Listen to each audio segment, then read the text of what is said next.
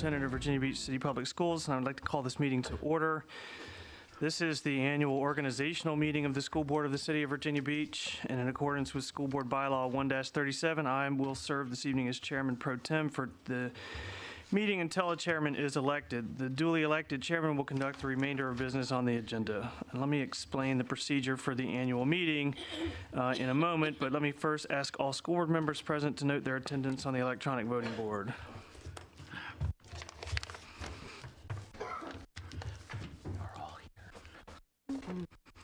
At this time, we will observe a moment of silence, followed by the Pledge of Allegiance. After the moment of silence, I invite you to stand as you are able.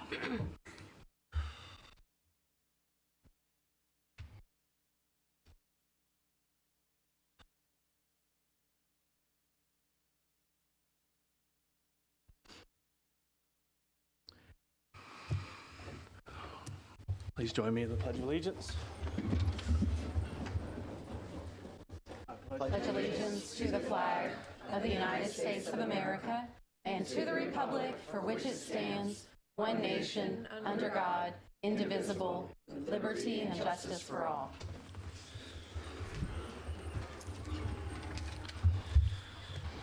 Now I'll describe the nomination and voting procedure for the chair and vice chair. Any school board member may nominate a candidate for chair. A nomination does not require a second. Any school board member making a nomination may discuss his or her nomination at that time. Other school board members will be allowed to discuss that nomination, make another nomination, or make other comments concerning any of the nominations. School board members are requested to keep comments to under 5 minutes. School board members who have not yet spoken during a round of voting have the right to comment or make a nomination before a school board member who's already spoken during that round of voting may speak a subsequent time. After a school board member has made comments or a nomination, I'll ask if there are any other nominations for chair. When no further nominations are made, I'll call for any final discussion of the candidates. If there's no further discussion, then I'll close the call for nominations.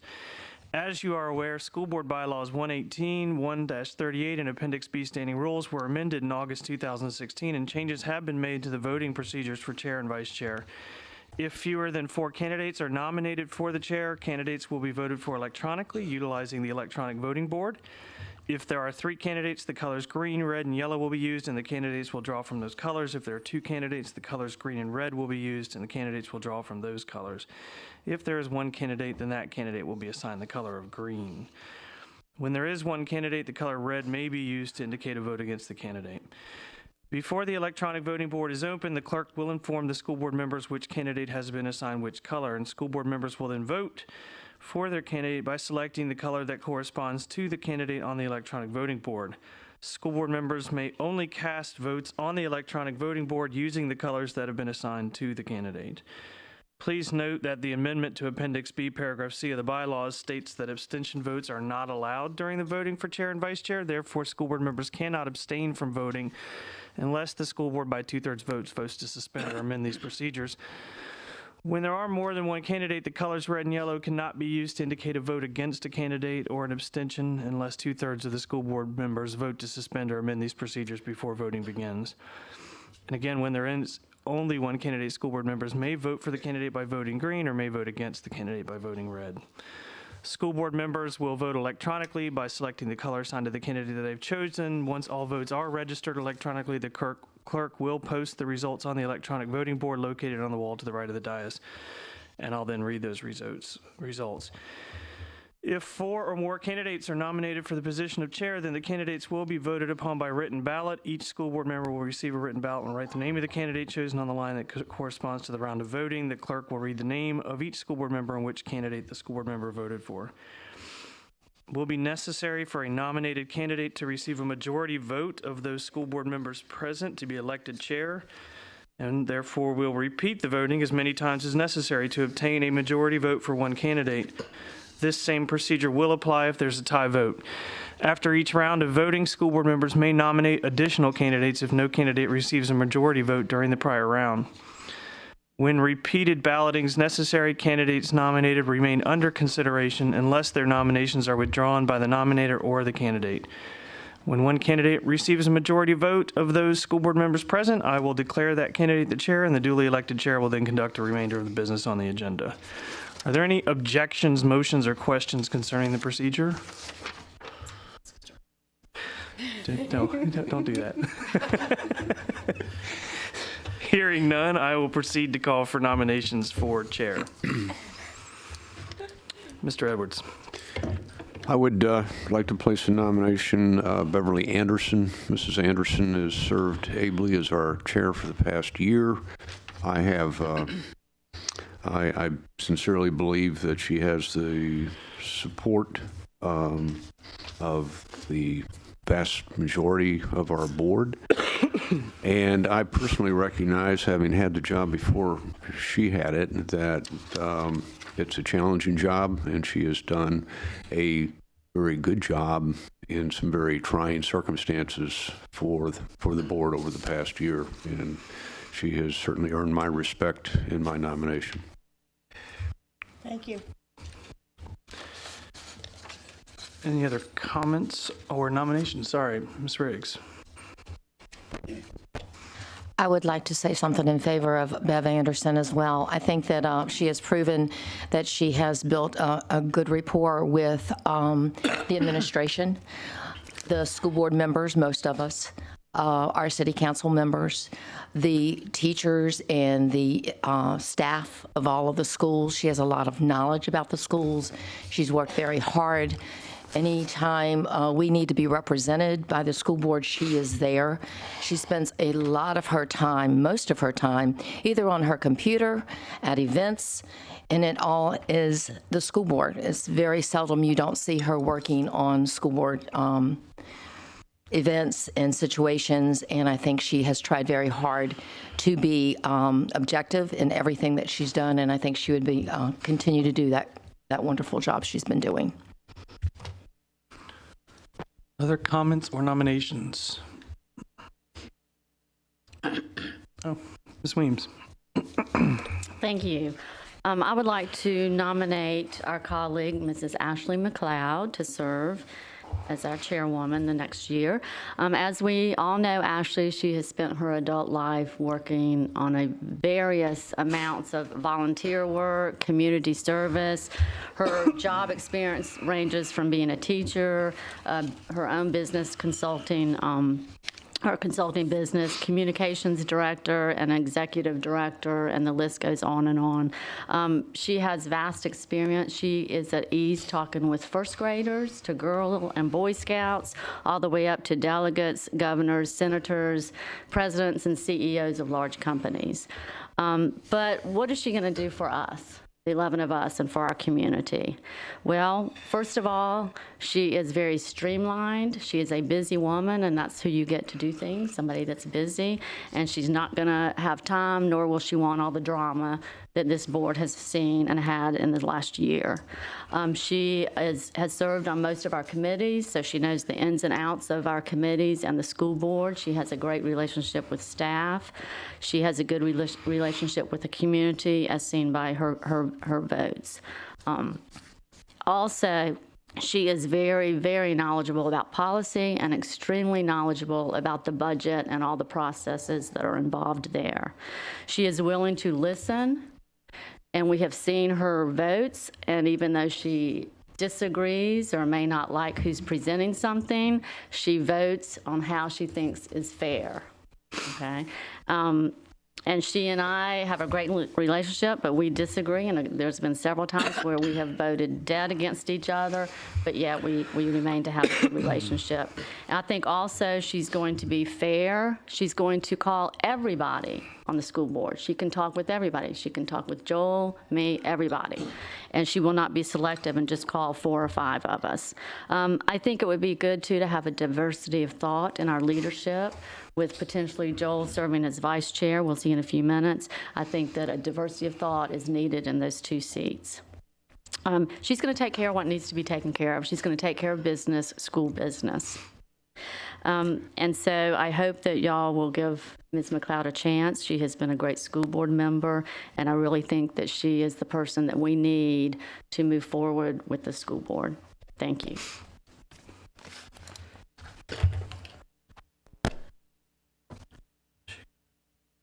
Any other comments, discussion, or nominations? Over here. Ms. Manning. I would also like to recommend Ms. McLeod and speak on her behalf. I got to know Ms. McLeod when I was a parent with students in elementary school. She actually helped me with some problems that we were having and just really guided me through the process. So I know firsthand that she helps our parents and our community members, and so I appreciate that. And she has also been very helpful to me as a new board member. She's been a mentor for me, and anytime I have a question about a process or a procedure or to get advice, I know she is going to give me her honest opinion. She's not going to just tell me what I want to hear. So I appreciate that, and I think she would be a fantastic leader. She's a businesswoman, and so she brings those skills to us, which is a huge part of the role as a school board member is to manage the budget. So those are my reasons why I support Ms. McLeod. Thank you. Ms. Holtz? Thank you. I would like to add also something to the comments and to mention that both the chair and the vice chair have a challenging time commitment. They meet more so than the rest of us. They meet with city council during the daytime, and they also meet with other administrators on behalf of us. And so on behalf of myself, the chair and the vice chair represent us.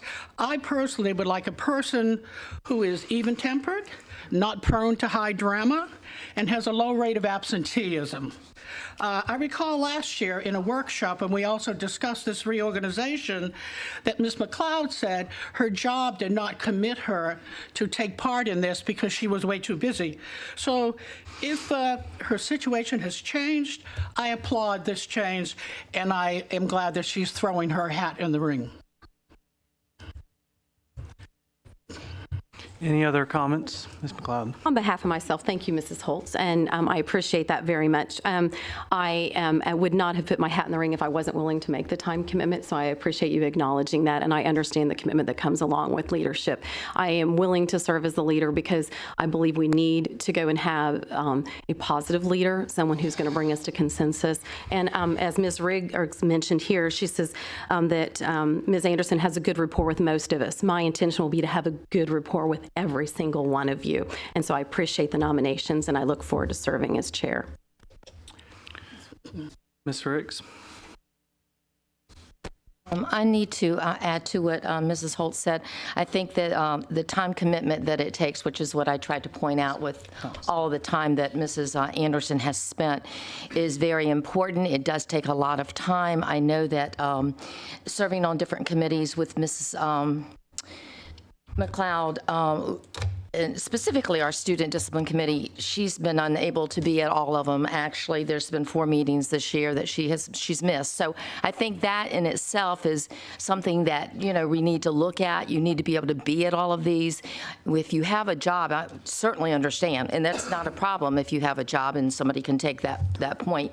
But we want somebody that can be there and will not have to worry about their job, their full-time job, which they need to have for their home. So I think that that's something we should consider. I think it's something that Ms. Anderson has available is that time, and she doesn't have the constraints against this.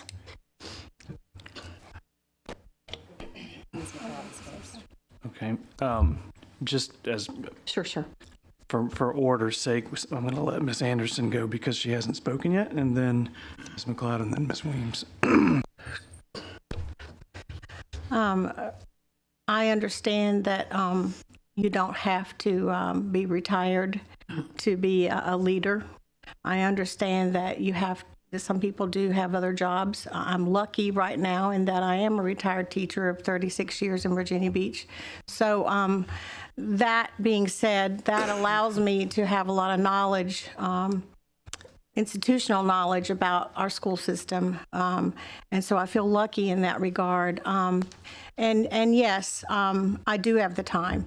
I also will do my best to build bridges with all of our school board members. So I just want to clarify that and let everybody know that that you know, it's important to me to be fair and just, but also to to look at everyone and give everyone a call or email or whatever it takes to be in tune with everything that's going on with the school board. I try to keep everybody involved as much as possible, and I'll pledge to do that in the future. So thank you. Ms. McLeod? Yes, thank you, Dr. Spence. I absolutely expected for people to comment on my job. I think it would be horrible that we as a school board would discriminate against people who actually work outside while they're serving. And we are trying very much to encourage a variety of people from a variety of skill sets. So I think it would be wrong to imply that only people who are no longer working could to handle the job. And I'm the woman to prove to you that it can both be done. Ms. Weems? Yeah, I was gonna say the same thing. And what are we, 2018, and we're saying that leaders can only be retired folks that don't have a livelihood. So I sure hope that this board is not going that direction. And thank you for clarifying that you understand that. But it's 2018. Come on, and the busiest people get things done. And again, I hope we're not setting ourselves up that our leaders are going to be either have their own business or not work. That's just crazy. Thank you. Are there other comments? Are there any further nominations? Hearing none, then I'm going to close the call for nominations. Madam Clerk, could you please announce the candidates for chair? The candidates are Bev Anderson, and the color will be used for her will be green. The second candidate is Ashley McLeod. The color to be used for her will be red, and those were chosen in alphabetical order as well as in the order in which they were nominated.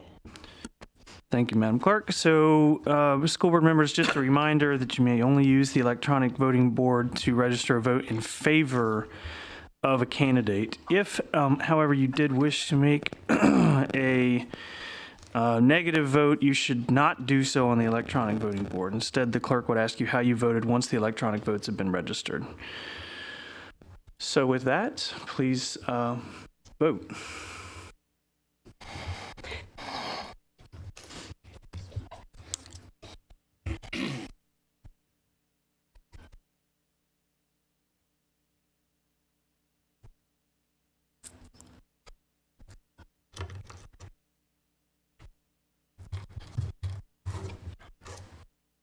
Okay, so the votes have been registered, and Cammie, just a point of order question.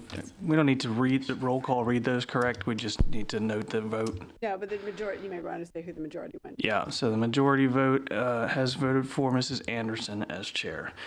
So Mrs. Anderson has been elected chair, and I will now turn the meeting over to the chairman. Mrs. Anderson, congratulations. Thank you, Ms. McLeod.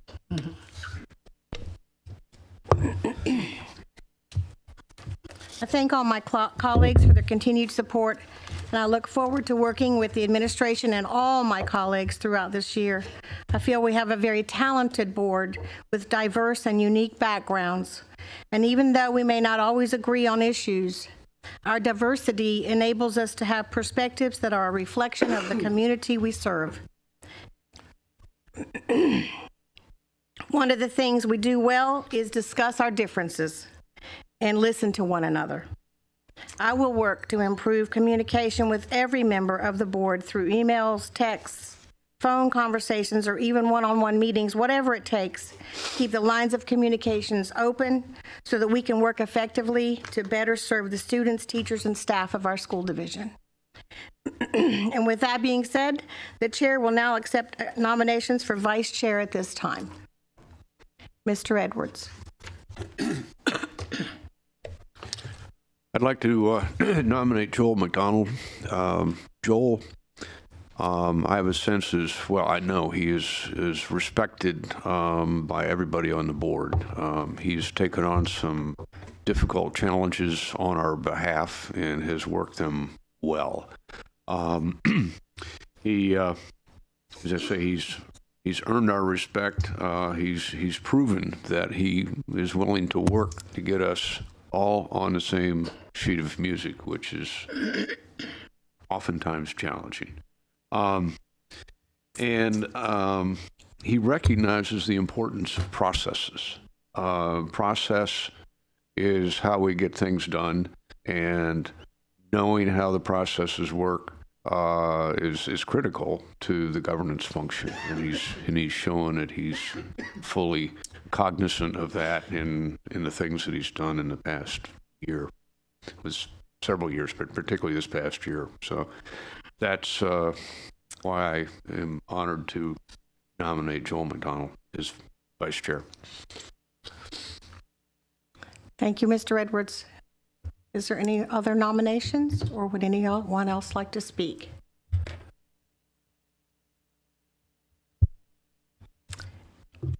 Ms. Holt? I would like to comment.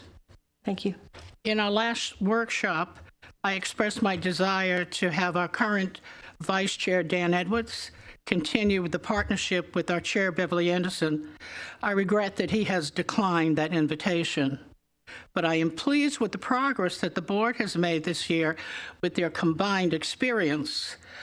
Although there have been some missteps, overall, we have moved forward on this learning curve. And it was my hope that this blend of honed experience and the new spirit would continue for at least a year or two. I really thought it was necessary, but there's been a change. I regret that that is not to be, so I am supporting Mr. Joel McDonald at this time. Thank you, Ms. Holtz. Is there any other comments? Ms. Melnick? Since we only have one nominee, I just wanted to take this time to thank Mr. Edwards for his many years of service in a leadership role. You, sir, have been a wonderful mentor for many of us, and I am sure that we will continue to turn to you for wisdom and advice. And thank you. Thank you very much. Thank you, Ms. Melnick. Ms. Riggs? I would like to say something too. Thank you so much, Dan Edwards, for all of the years you've given us. And I think that you staying on the board like you are, you will be there for us to come to ask questions and to continue mentoring us. And I know Joel will be reaching out to you. I want to also say that, Joel, you will do a good job. I've worked with you in the past, and I think that you are very professional, very knowledgeable, and when you don't know something, you find out what it is. So thank you. Ms. Felton? I'd just like to take this time to thank Mr. Dan Edwards for his courageousness for being both chair and vice chair. You have proven that you can do both and do it well. I do appreciate that you embraced the chair, that before you got to the chair, it had dignity in it. Before you got there, it had integrity in it, and you were obedient enough to continue that embracement of that service. And I do want to tell you thank you. I want to say to you thank you so much. Wisdom is above all one of the things that I embrace and that I adore. You have both wisdom. Your longevity has given you much expertise in what you do, and I will always look to you for other experience and other advice. Thank you so much for serving and so much for giving of your time. Thank you. Mr. Edwards? I want to make it clear, I'm very excited about a potential new role as board member. It's the role that all but two on this board have every year, and I'm looking forward to that. And no, I'm not sailing off. This is not an epilogue or an obituary or anything like that. I fully intend to finish this term, and beyond that, maybe some more. Okay. Do we have any other comments? Okay. With that, I believe. Just a reminder that because we're using electronic vote, and this procedure is a little different with one candidate. And on one candidate vote, an affirmative vote is yes, you can vote. No, you cannot vote abstention. You have a no abstention on election. So choices this time are green or red, but green means you're voting for Mr. McDonald, red means Okay, thank you. And so with that being said, the voting board is open.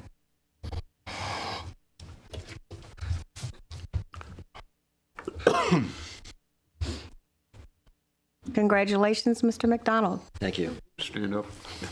Are we switching? Yep.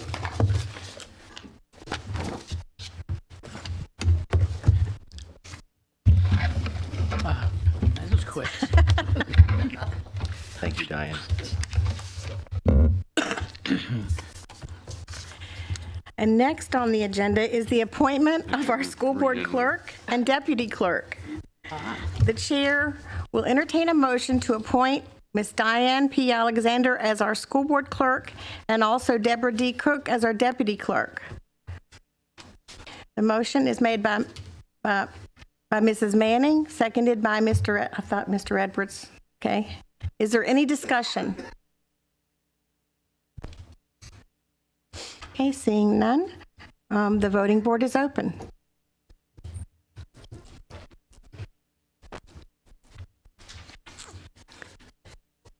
Congratulations, Mrs. Alexander and Mrs. Cook, on your appointments as clerk and deputy clerk.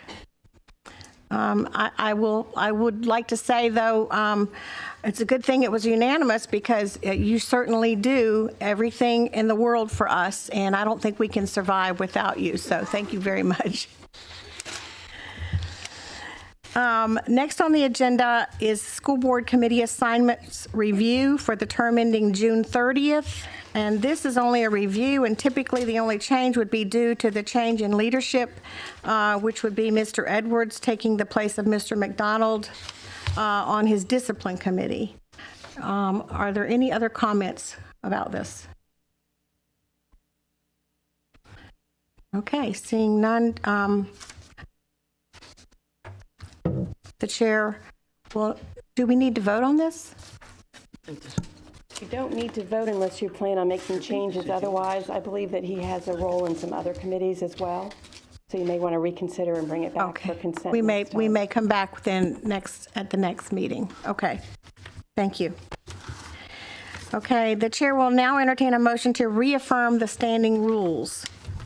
The motion is made by Mrs. Riggs, seconded by Mrs. Holtz. Is there discussion? Mrs. Manning. So I had made a recommendation, and I believe that we had discussed this to possibly send it back to the Policy Review Committee. Is that correct?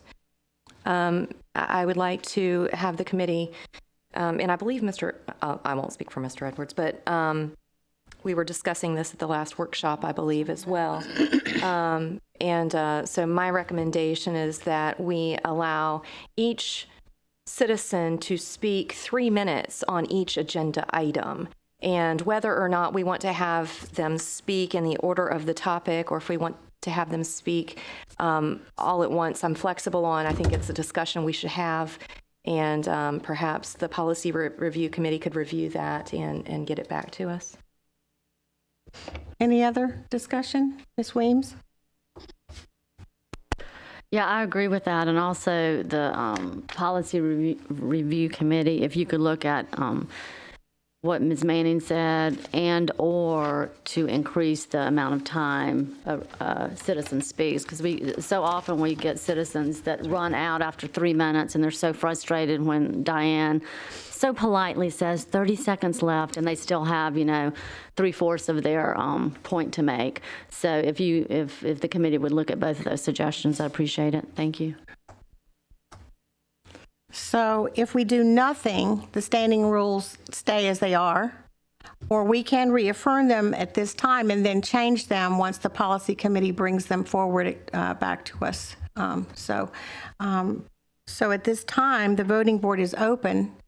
If you would like to reaffirm the standing rules as they are now, you can vote to do that, and then with the understanding that our policy committee is going to take a look at the suggestions that have been brought forward, and we can change these standing rules at any time. Mr. Edwards. I'd like to move that the standing rules be affirmed with the full understanding that the Policy Review Committee will be working towards inclusive of the comments that we've received, as well as other adjustments that may be brought to the committee. I would invite obviously all the board members to feed into Mrs. Rye as the chair of the policy committee. So that's my motion. Okay, is there a second? Mrs. Melnick has seconded. So the voting board is open.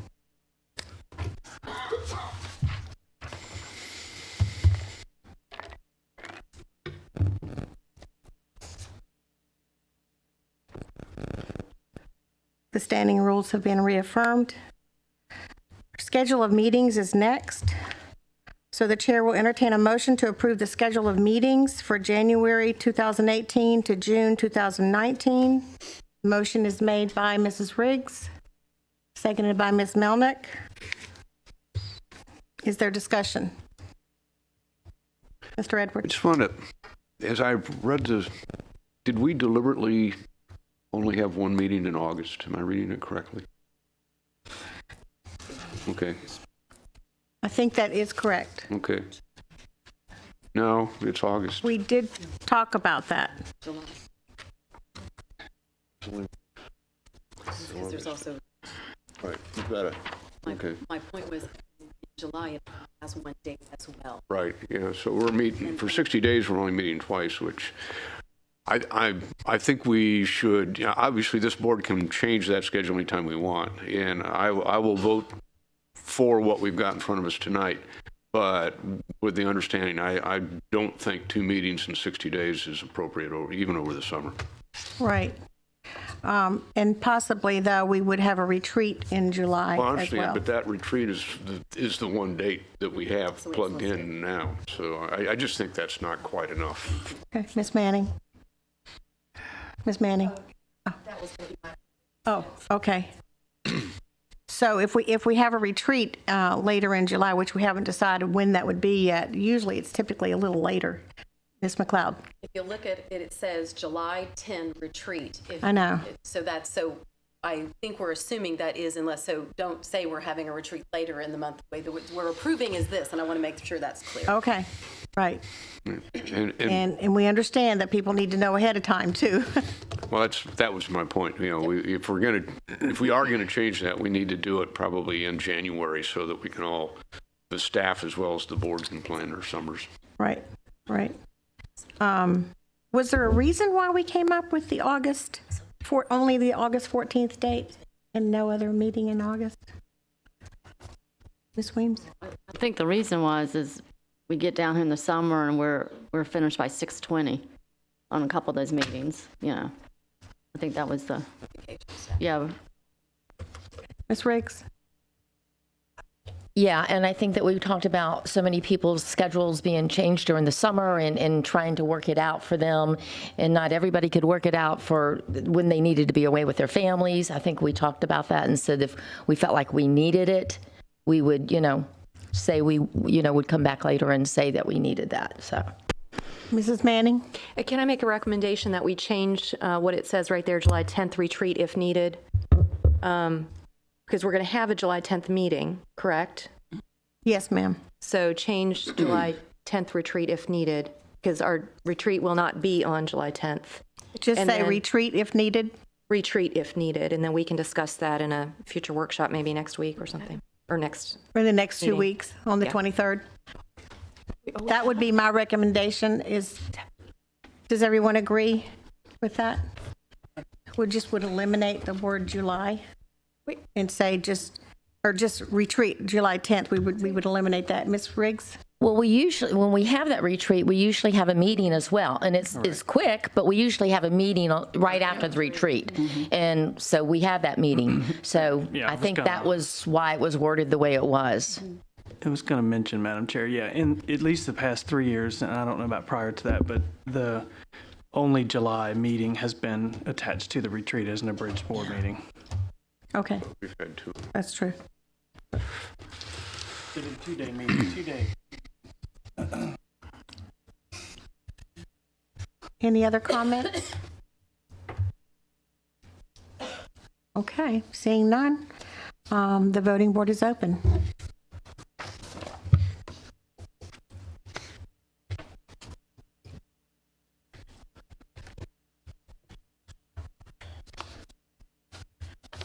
The schedule of meetings has been approved. We do not have any public awards or recognitions this evening. Dr. Spence, we look forward to hearing the superintendent's report. Thank you, Madam Chairwoman, members of the board. Typically, at this time during my report, I share with you the 5 things that you need to know about our division. However, right now, there's really just one thing that is on our minds, and that is, of course, the weather. Yeah.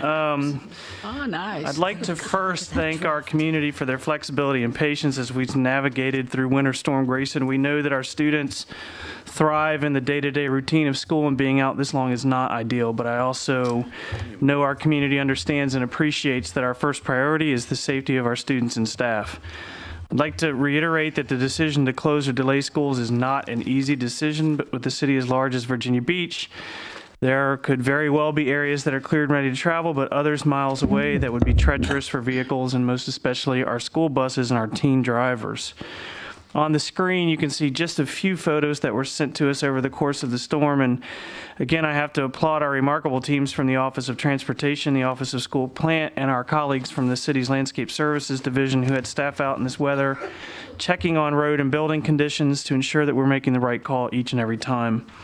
I also want to express my appreciation to our school principals and administrative teams who did make their way back to buildings across the city to be sure that our schools are ready to welcome students back when the time comes. We know this has been one of the largest storms that we've seen in some time.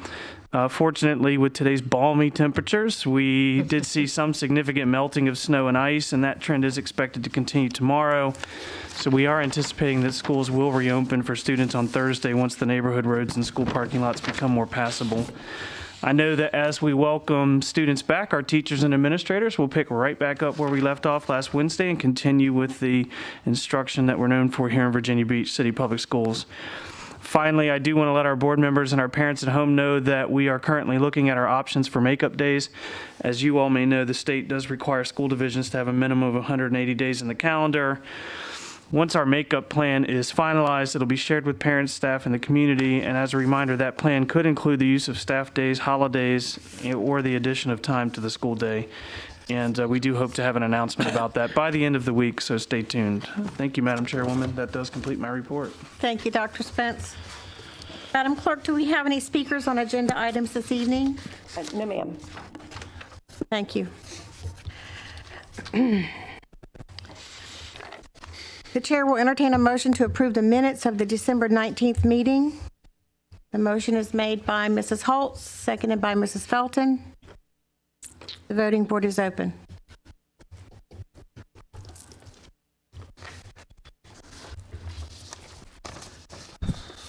The minutes have been approved.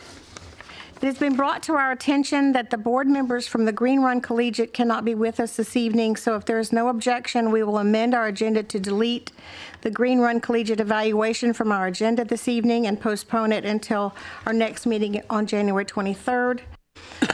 We also will be removing item 10B from the agenda this evening, and we will postpone that vote for January 23rd as well. So the chair will entertain a motion to adopt the agenda as amended with the deletion of item 11A and 10B. 10.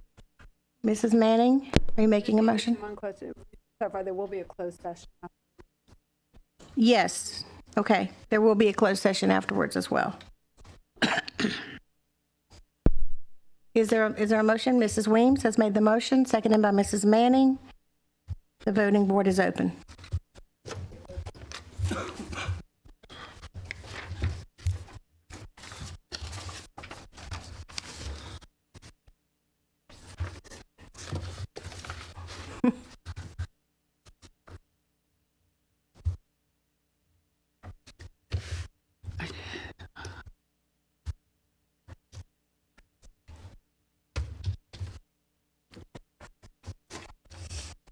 Okay, the agenda has been approved. We do not have anything on the consent agenda this evening. So next we go to action, and the chair will entertain a motion to approve the personnel report. Motion is made by Mrs. Rye, seconded by Mrs. Riggs. Is there any discussion? Voting board is open.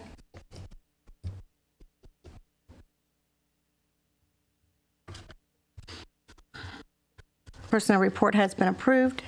Under information this evening, we will start with we will not start with Green Run, excuse me. Under information this evening, we will have the Policy Review Committee recommendations. Mrs. Linetti. Madam Chairman, Mr. Vice Chairman, school board members, and Dr. Spence, I'm Cami Linetti, School Board Legal Counsel, and I'll be presenting the PRC recommendations for this month. I thank you for clearing the agenda so we can have a robust discussion on nothing but policy tonight. This one.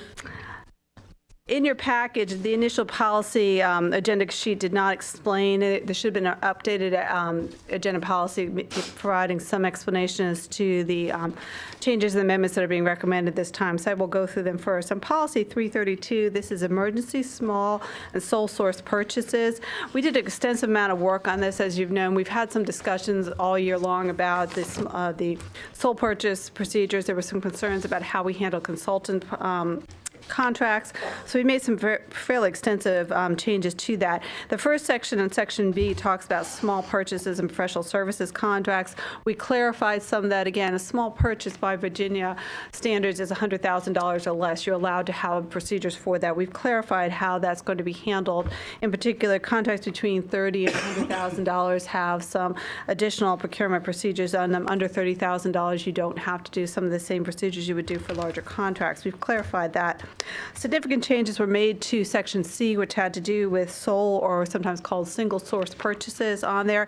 You will see about almost 2 pages worth of recommendations.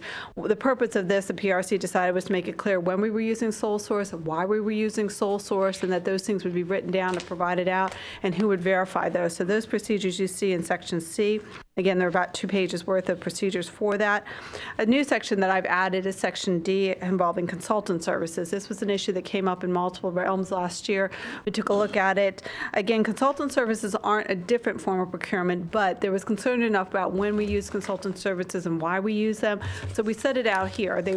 Consultant services are all either going to follow small purchase procedure services, sole purchase procedures services, or if they're very large, over $100,000, they can follow competitive procedures. So it's really not a different procurement procedure, but this particular section here defined what we thought were consultant services. It also explained when you would use them and why you would use them so that other department heads would be looking at it. So before that contract ever gets up to final approval, there's been justification provided for why you're using a consultant and how you're going to measure a consultant, what expenses were in there. Those were all things we've talked about and both at school board level and at committee levels this year. So again, that's almost a full page worth of additional information on there. So if you have any questions about that, I can certainly answer those. But I think we've addressed most of the concerns. The PRC took a long time looking at that, and we think that has answered most of the questions you have for that. The next policy is actually a relatively simple one, a policy 4-4. This is equal opportunity, non-discrimination, and compliance officers. As you remember, we did fairly extensive changes to these policies about 2 or 3 years ago as required by the U.S. Department of Education. The only thing we're going to change this time on policy 4-4 is adding the statement anti-discrimination to the title. The title reads Equal Employment Opportunity, Non-Discrimination, and Compliance Officers. We're recommending that it be amended to read Equal Employment Opportunity, Non-Discrimination, Anti-Harassment, and Compliance Officers. This was a term that we used to use. We took it out when we amended the policies on there. We felt, in light of current things facing the nation right now, it was important that we make it clear that anti-harassment is also covered under the non-discrimination procedures. So those are the only things that are going to change in policy 4-4. In policy 4-21, having to do with payment to estate of deceased employees, again, only a minor change in that where the school board will authorize payment to a deceased employee's family, either in the greater amount of accumulated annual leave or pay period. We just change it from reading month to pay period. That's more consistent with how our practice are. That is not a significant change in practice. 4-32 has to do with employee associations. We took a lot of time looking at this. I think this started earlier this summer on this. So it came to our attention. If you look in what's now going to be Section C, we were referencing an old policy 4-8, that had to do with how we handle employee associations and negotiations. That policy has been repealed for a number of years, so it didn't make sense when looking at this particular policy. With policy 4-32 to reference a policy that's no longer there. So we pulled that out. In pulling that out, we then realized we needed to explain what an employee association was. And that's the new section you see in B that talks about employee definitions. There was a lot of discussion on that. We've been working on this for several months. We think the current definition is fairly broad. It will allow any employee association that either deals with current employees or retirees of Virginia Beach City Public Schools will now qualify as employee on that. The rest of the changes are just minor changes to this particular policy. Again, the impetus for changing that policy had to do with correcting a repealed policy that was referenced. Under policy 4-43, this is personal protection from sexual harassment. We are recommending that it be repealed. Again, this is not because we don't have procedures for that, but we realized while we had amended some of these policies, we incorporated the issues that were in 4-43 into other regulations. We were trying to consolidate them all into one area when we did the non-discrimination policies. They're currently covered in regulation 4-4.1 and 4-4.3. There's no necessity to have this. If you look at the numbering of 4-43, it appeared about halfway down in the employee procedures. Our non-discrimination policies appear in our first section, and we felt it was important that we move all that up together. So if somebody had a concern about that, it would be right up front in the employee paperwork. So it's not that we don't have these protections. These are protections that simply been incorporated into another regulation. We didn't want to confuse them with two policies out there. Policy 4-87 has to do with overtime procedures. As you may be familiar, there were significant changes at the federal level having to do with overtime procedures about 3 years ago. Human Resources has worked a considerable amount to make that, clarify that. While going through that, we realized that this policy was outdated, didn't refer to the current practices or the terms that were used. So the changes you see here are to make this school board policy in compliance with both federal law and our current practices. In policy 4-47, this was originally for administrative internships. We are now recommending that it be amended to cover both administrative internships and administrative assistants. After looking at this policy, the Policy Review Committee felt that there need to be further definitions. You'll see in here there's now a full definition for what an administrative intern is, and an administrative assistant have been added to this particular policy, and there's just been some minor changes to clean that up. And so that's the only change you'll see in 4-97.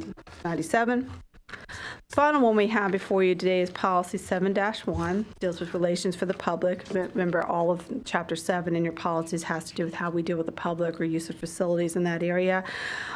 What you may not be fully familiar with is the U.S. Department of Education about 2 years ago came down with pretty sweeping regulations and guidance that have to do with how website accessibility is handled. There was actually one particular woman out of Minnesota has sued every school division in the United States having to do with website accessibility. We just happen to be one of the first ones to be hit with this. These are pretty sweeping recommendations on that. Basically, you had to turn all your websites into things that could be read by readers or ways that persons who have visual difficulties can access to them. This has been a massive effort done on behalf of the school division. If you're not familiar with how much work has gone into that, just sit down and talk to media sometime. They put a whole lot of time and effort into that. You've seen some of the changes. It has been pretty sweeping.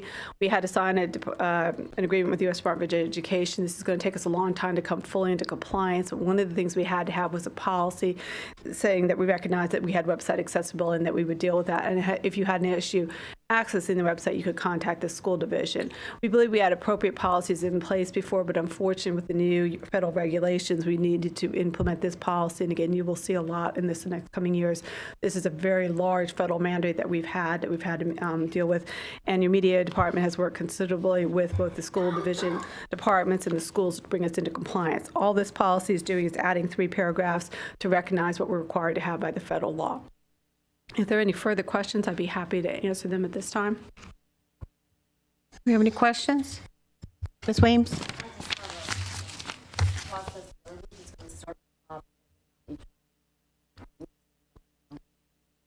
It's up to you. I guess we can start with the first one. Just tell me which policy it is you're working with. 3-32. Yeah, if we could just go down. And unfortunately, I printed this out and I left it at home, so I don't have it in front of me.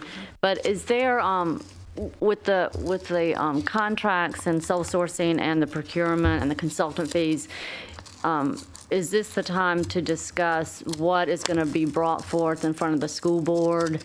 Or can we change that? I just think that the school board, that we need to see some of these consulting costs beforehand, a certain dollar amount or how much, because just to make sure that we're not spending so much money outside of the division that we don't think is appropriate.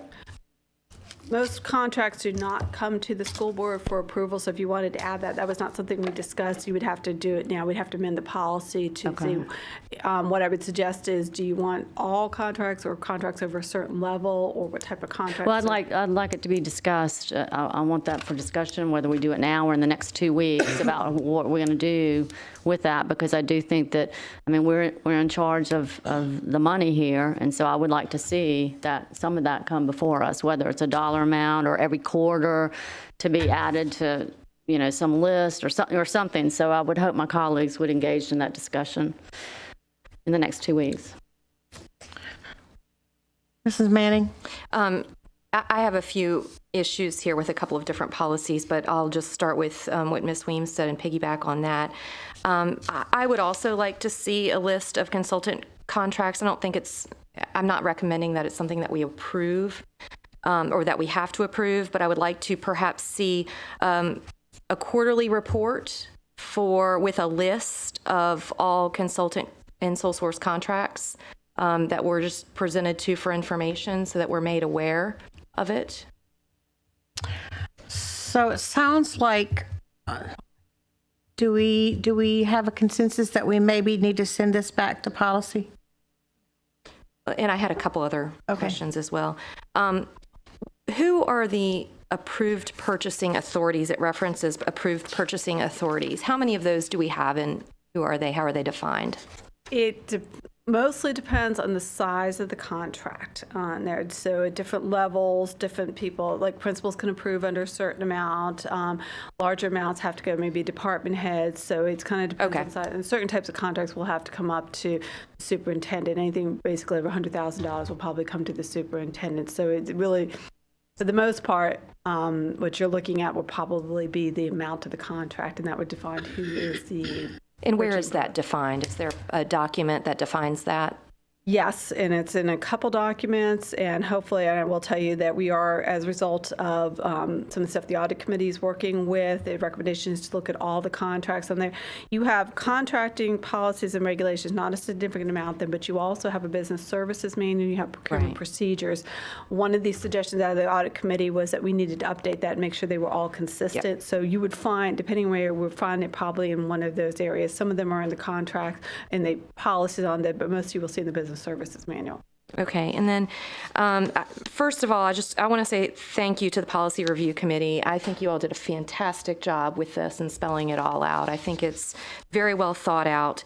On one, under acceptable reasons for sole source purchases, 1G and J, if I could just make a recommendation. So you're looking at policies, it would be C, 1. C, yes, 1. Okay. G and J. So 1 is acceptable reasons for sole single source purchases. Yeah, G and is G is professional expert is requested. That seems pretty broad to me. How would we define that? I think my explanation was you would write in your authority for that, in your request why you were doing it, that I needed an expert because I needed to know how to do snow removal, and we didn't have anybody that could do mass snow removal on that one. And that would be a reason you would put in there. That is also something that would be reviewed by the person further up in the line who's looking at the contract approval state. Okay. And then I really don't like having the item J in there, other reasons consistent with applicable law. I think other reasons leaves that open to too much interpretation. So I would like to recommend that we just get rid of that line item. And that's all that I had on that particular policy.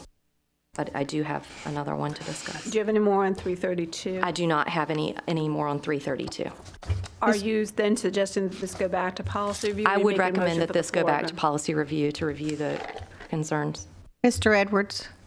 We're on the action agenda, and This is information. Oh, this is information. Oh, well, that's cool. Then we don't have to do anything. Okay. No. Great. That's right. Policy Review Committee will meet on January 18th, so it'll be a very short turnaround, but it could get to policy review before the next school board meeting. What date is that again? The January 18th. January 18th. I just want to, okay, go ahead, Ms. Rye. Just my initial reaction to the comments from Mrs. Weems and Mrs. Manning, it did sound to me that would impact this policy. I'm not saying it shouldn't be discussed, but that there's another place for that. Well, with the, I don't know, Ms. Linetti, we would have to defer to you, but I mean, some of Ms. Manning seems like it would fit in here. The dollar amount or what comes before us for us to actually see, I mean, that would be up for discussion. I don't know where that would go. You could add it to the policy. You could say, I'd like the superintendent to provide us a list, quarterly list, however you want, of these following contracts, or that could be something the superintendent could just simply agree to do on the side, or you could ask for that separately. I just don't know where it would come up. But there are other things I mean, it could add, superintendent in your opinion, it could be added to this policy. Certainly. It could just be added. Yeah, so I think it does kind of go with it. It's just a lot of money, folks, so. I want to caution, though, we hired Dr. Spence. And for us to micromanage every single thing, every dime that he's spending, I don't think that is why we hired him. I think he needs to be able to use his discretion. And that's why we hired him. That's why he's qualified to be our superintendent. We didn't just hire somebody off the street who doesn't know what they're doing. So I think we need to be cautious about what we're sending back to the policy committee and what we're asking them to do. I personally feel like, he knows what he's doing. I trust his judgment, and I don't feel that we should be micromanaging everything that he's doing and allowing to happen with these contracts that are coming and going. I feel like the policy that we have written right now takes care of all of that, and I would feel very uncomfortable asking the administration to bring all these things forward to us for our approval. That, to me, that's micromanaging. And why would we hire a superintendent with his qualifications if we don't trust that he has the judgment to follow through? Ms. Weems. I'm not saying micromanage, and I'm not saying that we just hired someone off the street. I do respect Dr. Spence, but we have had this conversation now for 7 or 8 months with process problems, and thankfully we're addressing it. And so I think we just should go all the way to make sure that everyone knows the process and everyone's comfortable with the amount of money that's being spent on outside consultants and sole source, how it's being done, and the amount of money. I do not think that is micromanaging at all. I think it's our job to oversee, to have fiduciary responsibilities and oversee the budget, especially since there's been so much conversation on this topic for 6, 7, 8 months by multiple people on this board. Mrs. Rye. I pass right now. I'm sorry, I just drew a blank. Mrs. McLeod. Thank you, Madam Chairman. What I heard from both Mrs. Manning and Mrs. Weems is that they weren't seeking to approve it. It was simply to make sure that we were aware of what was going on. So we can go on to our very own website and we can read them all one by one by one. But what I would love, as an example, Dr. Spence provides a weekly update. And so during one of those, it could be, brought to our attention, that just so you're aware, because this way, when we're out and about in the community, those kind of things can be made aware. Now, so I'm sorry if that adds a bit on to the staff. I recognize that it might, but they're already doing it. It's a matter of just making a quick little list. And so, this is something Mrs. Weems is correct. It is our fiduciary responsibility for oversight of taxpayers' dollars. And so we're not asking for approval. We're just simply saying, help us be informed. So if we're asked, if one of our citizens goes on the website and is reading through, we can at least say, yes, I did see that. Looks good to me. So if we're just not asking for approval, but we're just asking to be informed, that was my mistake. I misunderstood that, so I apologize for that. You would want that for sole source, single source contracts, and consulting contracts, correct? As opposed to small purchases could be extremely large. But if you're interested in just those two, I can add that to the policy. Is that agreeable?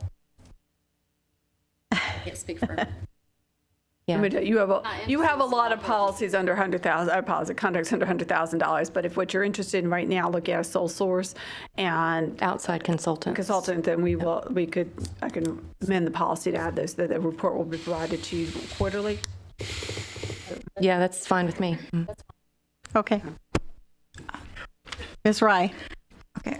I still just want to go on record saying I don't think it's necessary to be incorporated in the policy, that we seem to be that we can come to some arrangement and I like the idea of the superintendent updates as one example. Mrs. Manning? I would like it to be in policy somewhere. Our audit committee revealed that policies were not being followed. And I think we need to have another check on this procedure. And I would like to see it in policy that the superintendent would provide updates quarterly to the school board on the items that we recommended. Mr. Edwards? The policy committee was reviewing this policy before we came across the issues that Mrs. Manning alluded to. One of the reasons is the fact that the vagarity of the policy led to, I won't say it was the sole cause of, but it certainly created the, or led to the, if you want to call them transgressions in terms of policy. And I'm glad we're getting it cleared up, and I know the staff is as well. And I think there's a very happy middle ground in terms of transparency that once Mrs. Linetti and the other policy committee members sitting here, I would encourage you to put in writing exactly what you want and send it to either Mrs. Linetti or Mrs. Rye or both of them, and so we can fold it in and move on. Just for clarification point, sole source contracts are required in notice. They do appear on the school board website. Mr. Beardsley showed me that. You could always go on and see that. A consultant contract isn't, only if it was sole source would it appear on there, would have to be identified as a consultant contract. So one, you already got a website that provides that, but if you'd like to provide language, we can get that on to the PRC by the next meeting. Take a look at it. Okay. Are there any other comments about any of the other informational items? Ms. Manning? Yes, I would like to talk about policy 4-32, personnel employee associations. First of all, I have a few questions and then I have some comments. So if you'll just bear with me. Ms. Linetti, was the Spark Education Association ever mentioned in any of the discussions with Policy Review Committee or other board members regarding this policy change? I can tell you how this came up initially. At this point, we had the Tockley, our annual training at Lansdowne. The question came up whether another Spark could have a table there. And excuse me, when we allow organizations in, and we had to take a look at it. So we were trying to figure out at that time, looking at it, whether they qualify as an employee association. When we looked at this, when they were looking at Excuse me, Ms. Linetti, it wasn't Spark at that time. It was another. Okay, I'm sorry. It was another another organization. Okay. At that time, we went back to this policy and we started looking at this policy, and we realized at the time looking at it that we were studying a policy that was repealed, and it did. So that then became a discussion on employee association that we needed to repeal this as to amend 432 so it would be clear when another organization could come in. That then led to the discussion on employee associations there. So yeah, I'm sorry, it wasn't Spark. It was this other organization that wanted to have a table there. And what we were looking at is who could come into that particular meeting at this point, because we don't open our doors for everybody. As a result of that, then we had to look at what qualifies as an employee association. And so that led to this discussion. Then it took a long time, several months, trying to figure out how we're going to define it. We looked at some other school divisions, how they were defining it. After a very long discussion, I had some serious concern about First Amendment issues and making content-based decisions as to which groups were more valid than others. We finally came up with the definition that you see in B. So again, it wasn't particularly Spark that was brought it up. It was the other employee association that was brought to our attention. So Spark was never mentioned in any of the discussions in the Policy Review Committee? I don't remember Spark. I remember the other employee association wanting to have a table, and that's how the conversation came up. So other board members never discussed concerns about Spark being a part of this? honestly don't remember that. No. Mrs. Rye? If I could just share, over the course of a few meetings, multiple groups were mentioned, some in theory, some in reality, just in the course of general conversation. I mean, all different kinds of groups from other. So none of us can, there were a lot of different groups thrown out there as examples just in the course of conversation. So Spark was mentioned? Well, it very may have come up. possibly Maybe see if I can clarify.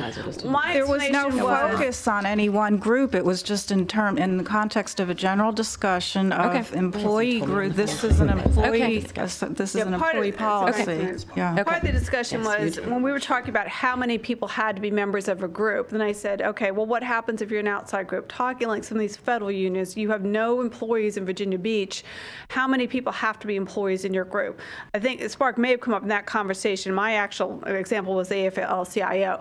Could they come in and they're an employee association, but they're not an employee association of Virginia Beach City Public School employees. So then we were trying to talk about how many employees did you need to have in an association to qualify. So I don't remember Spark being mentioned, but that was the context in there, Okay, and then my next question is, was the Virginia Beach Education Association or any of its members a part of the decisions or discussions of this policy change? I believe there was a representative there, but they don't sit at the table and they don't provide discussions, they didn't provide comments to us. I believe there were certain school board members that had looked at some of those issues. What we were actually looking at was a policy, I believe, from Fairfax County, which had been presented to us in their recommendation. There was some discussion how in the past, and the reason we had 4-A is when we negotiated MOUs with different unions and how we qualify in subgroups on there, and that's what we're looking at. But what we were actually looking at the time was the Fairfax policy.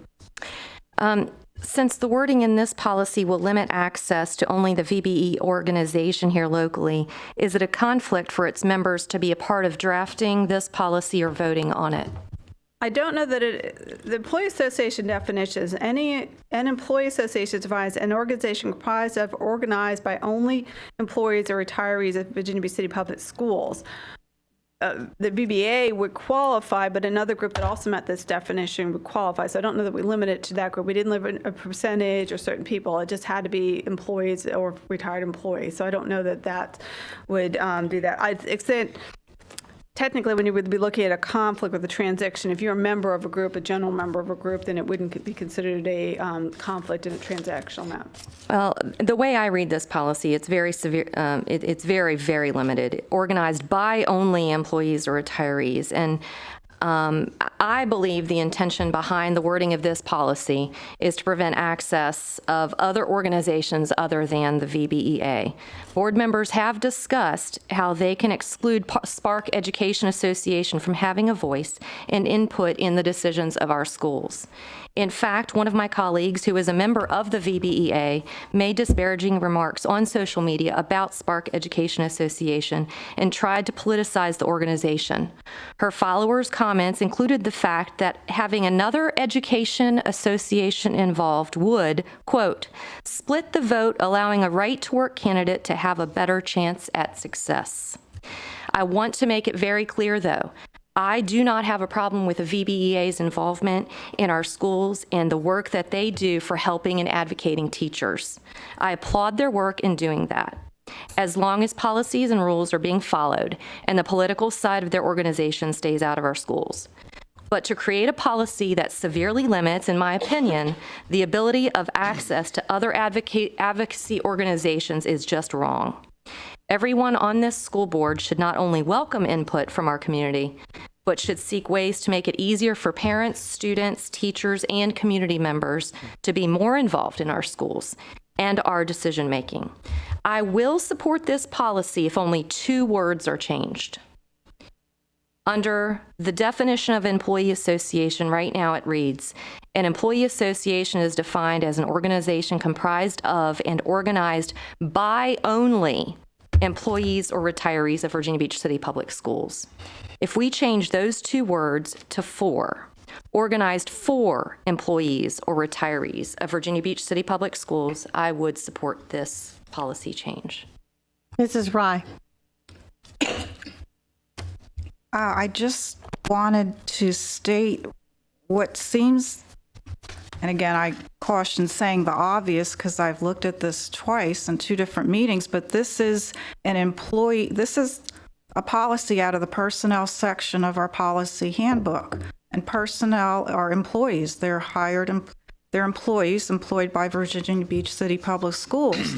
Some of the issues, Mrs. Manning, you're addressing it's just not germane to this policy because this is a policy for employees. This whole section in the policy handbook is for employees. So we're just simply here, rather than limiting employees to saying you need to be 10% of the population to qualify, or you need to be at least 25. We're not putting any constraints on our employees. If 5 psychologists want to get together and have this kind of access and send something through the pony system, the only thing changed here was this one sentence. The rest of the policy stands as is, and it pertains to the additional access that employees have by virtue of their employment. And to have an employee association policy without defining it seemed a little, it was lacking. And that's simply what was done here. Ms. McLeod. Yes, ma'am. Thank you. I do have concerns sometimes when we create a policy that gives the perception that we're gerrymandering by our own policies, that we're trying to exclude someone. I verbalized this during the Gifted Advisory Committee and other things, so I just want to make that point. I have a concern that Washington gerrymandering has arrived at school board.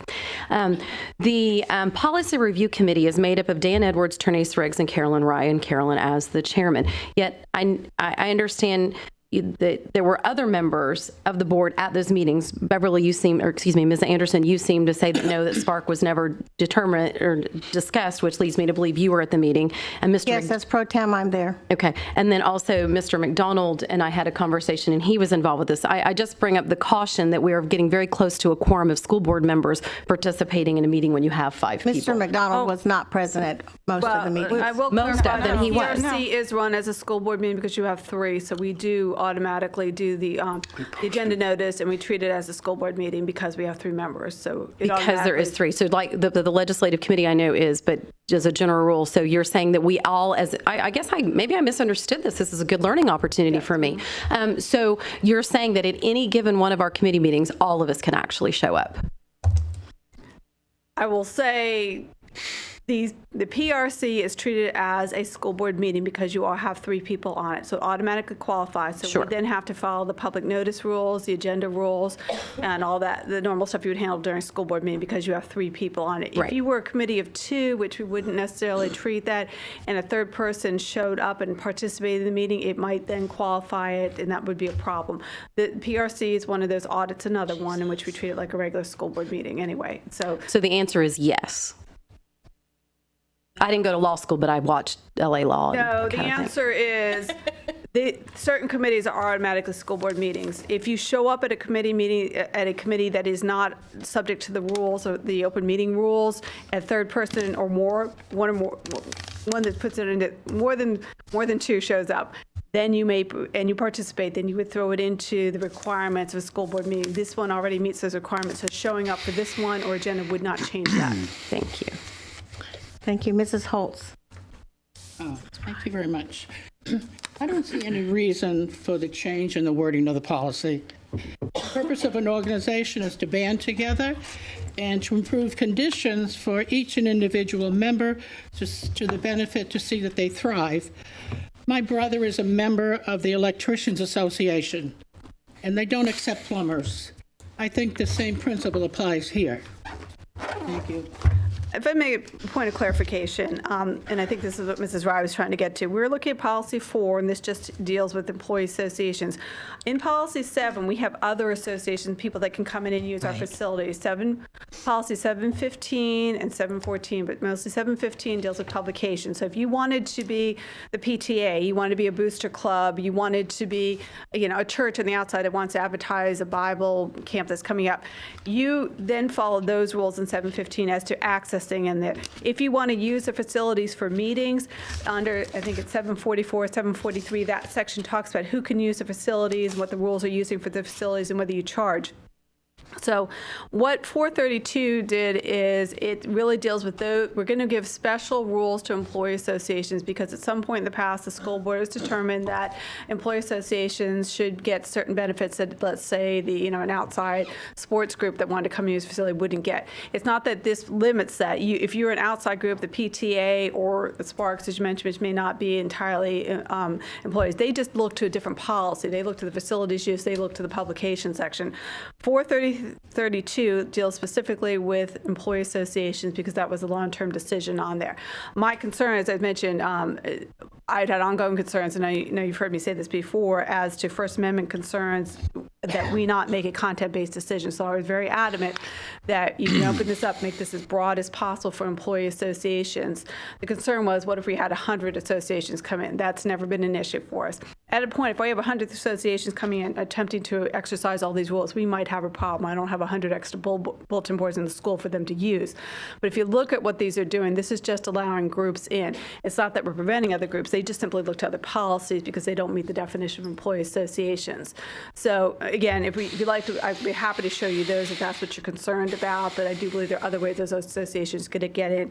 It doesn't automatically give them all the rights you have here to hold their meetings during the school day and use mailboxes, but some of those rights are available in other policies. Mr. Edwards. Getting back to the original change in the wording, what Mrs. Linetti pointed out when we first started was we were eliminating the reference to another policy which has been long gone. It was 4-8. 4-8 defined an organization, and I believe the last version of it defined it as 20% of a specific work group.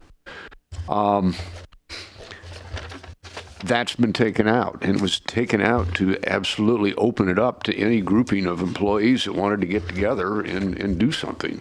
So the recommendation from the policy committee is doing what I think everybody is asking for, that it be opened up to employees without restrictions. And Mrs. Linetti is,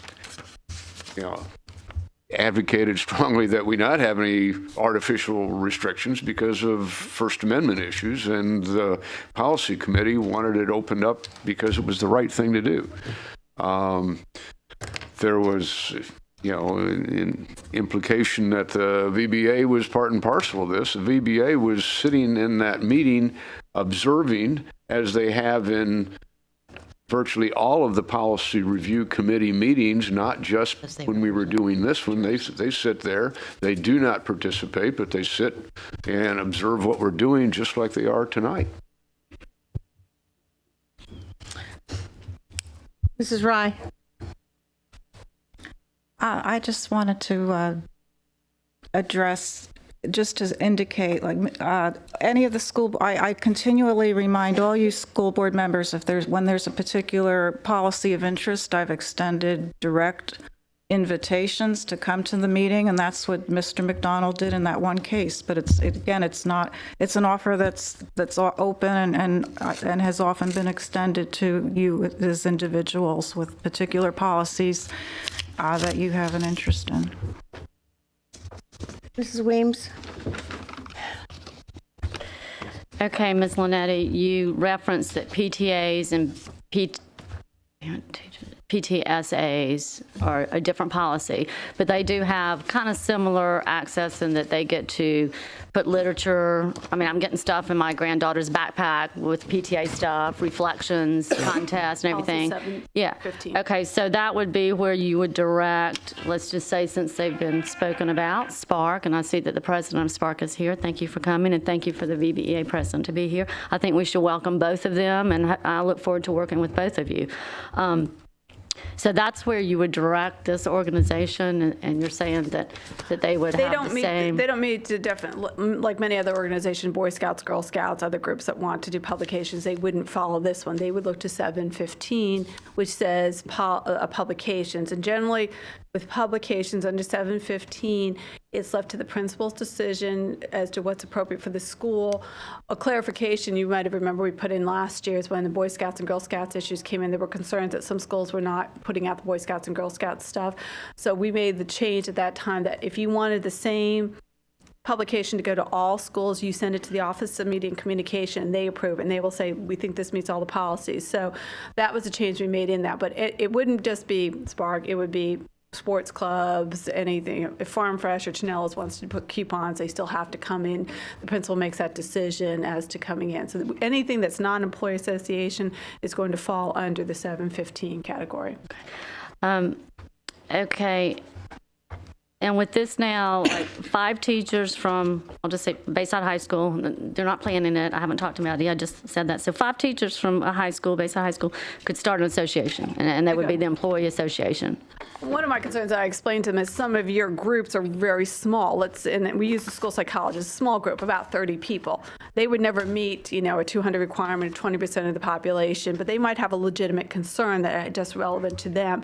So we didn't want to define a certain amount of people as coming in. I guess technically you could have one person coming in, and that one they'd have to define for us they were an employee association. My one concern was that groups that had nothing to do with the school division but said they were an employee association would be coming in attempting to access into the schools, and I thought that might be disruptive to us. So that's why we left it as for only employees or retirees. That was the language for that. I didn't want to see a North Carolina group coming that had no interest, no employees or really understanding, attempt to get in and you get into the school division, because I thought that would be disruptive.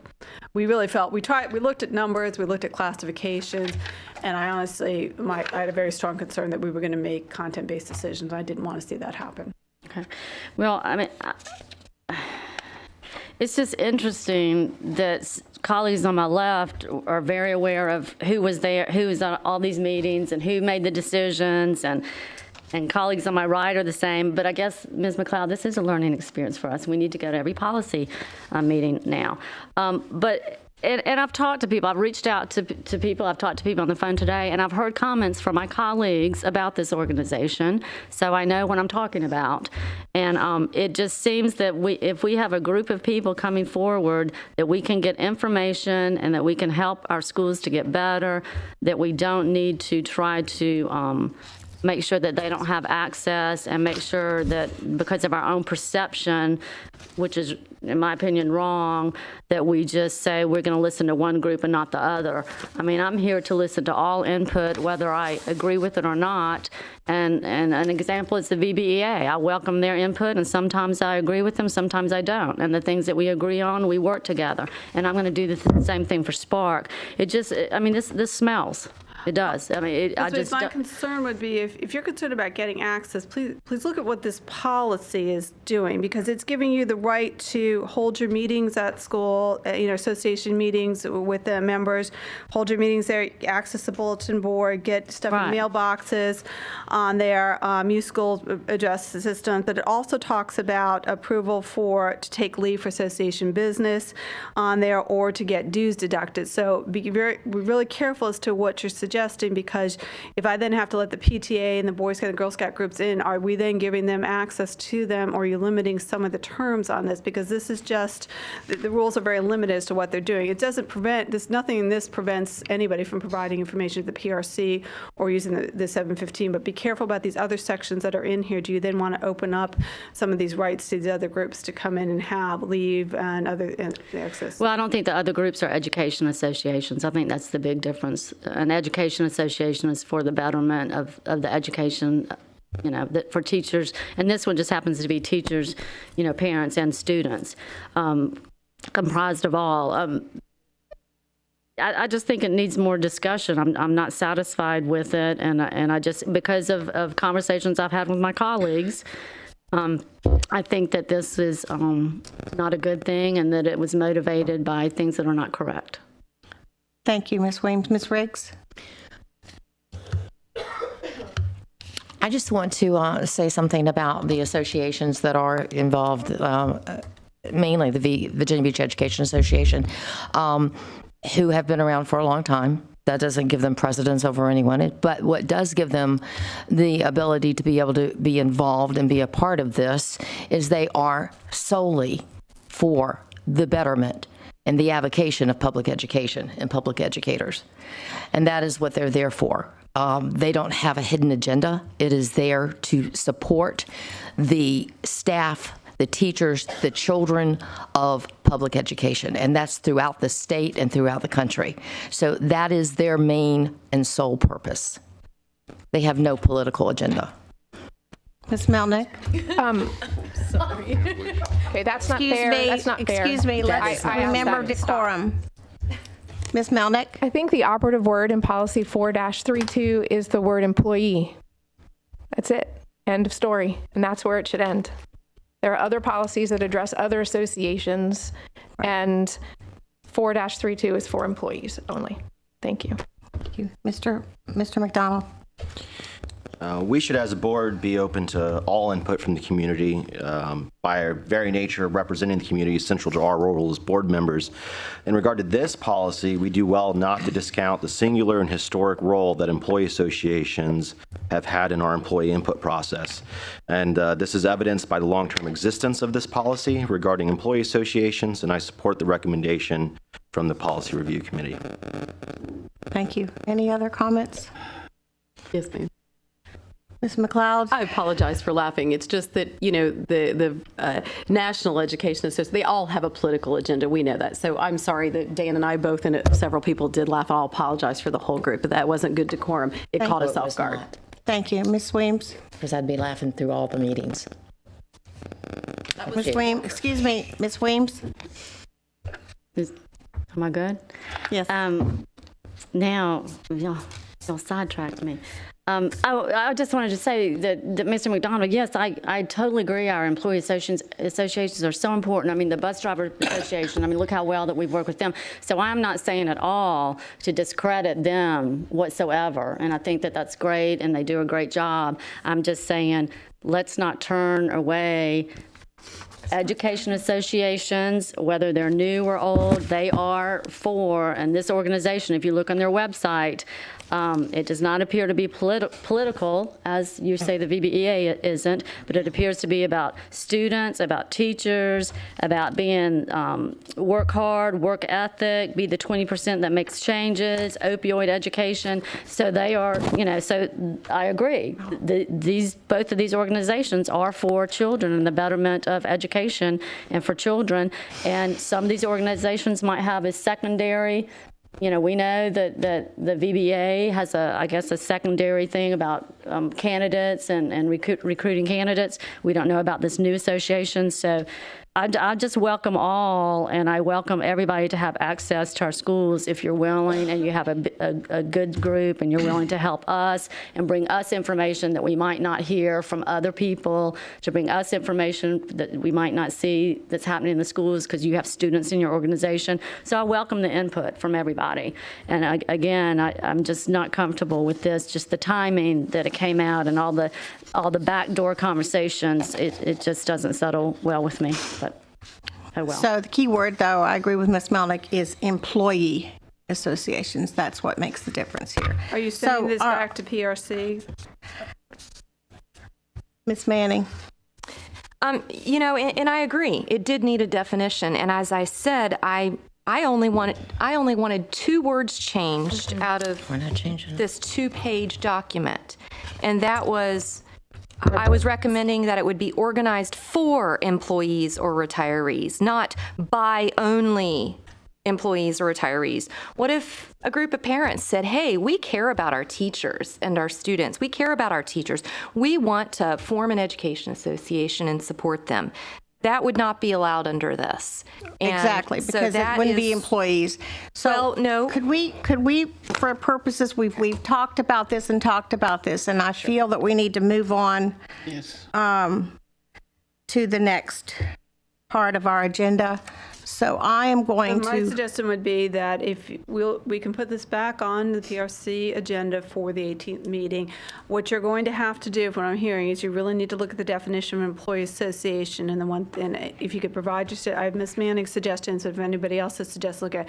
My ongoing concern is once you open the door, it's outside organizations, you can't then say we like some and some not. So you need to think about this definition, because once you open up for people that care about education, I have to look them all in. And so we need a very good definition. So if you could provide those suggestions to Ms. Rye, and we'll have it on the agenda, we can take a look at it. But what you're going to have to do to make what you want done, you need to look at that definition of employee associations. correct. Thank you. So moving on, are there any standing committee reports? Yes. Mrs. Felton. Thank you, Madam Chair. I'd just like to bring to the attention of my colleagues to speak of an organization that is solely about the students. Myself and Mrs. Milnet Kim, attended the Equity Council meeting on last week. It was very informative. We got other information concerning our students, both in a more in-depth way, coming from another door. I would like to say I would do it injustice to tell you all that went on at the meeting, but I would encourage Chairman or Superintendent Spence to have Dr. Parrott and Dr. Bobby Jameson and Mrs. Dawn Wilkinson to come and present the information, the indicators that they show moving forward with our minority groups. It was very informative, and it was just so much given that it talked specifically about the SOLs and how our students are achieving and how they're moving forward. With that said, I would like to give open door to Ms. Milnek to speak on it as well. Oh, no. Ms. Melnick? She did great. There was a lot of conversation about gifted education as well, and it was incredibly informative, and I would love to be able to share all of that with the entire board. And just to add to that too, Madam Chair, it was an organization there that our students attend. It's called Connection Institute, and it's like a leadership retreat. Most of the students went, they said that they thought they were going to get the same old cheery attitude or other concepts of being leaders, but they were surprised to get in-depth information. It inspired them to go back to their schools, to initiate programs, to direct their colleagues or their peers to join this group and giving them direction as far as diversity, leadership, and connection is with their schools. It was a good presentation from our students. We had 4 students from Cox High School, but it was 4 schools that were represented there. So that within itself gave great substance to the Equity Council meeting on that evening. I would strongly suggest that we would have this presentation given to the school board. It was very in-depth. Thank you. Thank you, Ms. Felton. Are there any other standing committee reports? Mr. McDonald? I apologize, not a committee report, but I did want to just say something from a personal aspect. I'm grateful for the confidence and support of my colleagues on the board, and I just wanted to echo what has been said about Mr. Edwards this evening about his remarkable and faithful service as a leader of the board. Deeply honored to have been nominated by him and will no doubt be in frequent contact in the next few months as I step into this new role. I hope to rise to all of your expectations as vice chair. Thank you. Thank you, Mr. McDonald. Do we have any other reports or comments? Okay, that concludes our formal meeting. Madam Clerk, do we have any speakers on non-agenda items? No, ma'am, we do not. I would like to say welcome to the scouts that we see in our audience this evening. And if any of you would like to come forward and have a picture made or anything like that, feel free to do so after we have do we have any speakers, Madam Clerk? So that means our meeting, formal meeting is adjourned, but we are going into closed. So Mr. McDonald, would you read us into closed? And after that, we will recess and convene in room 113.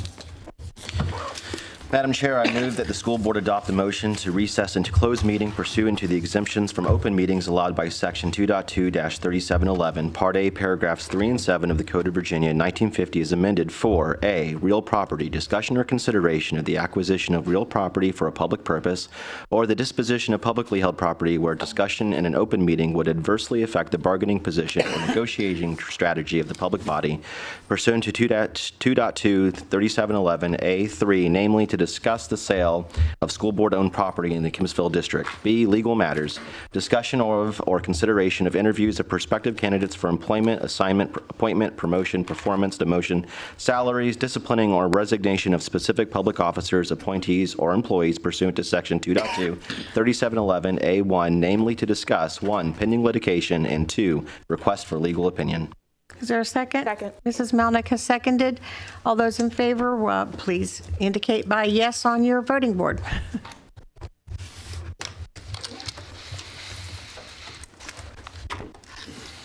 Thank you. We will convene in room 113 in 10 minutes.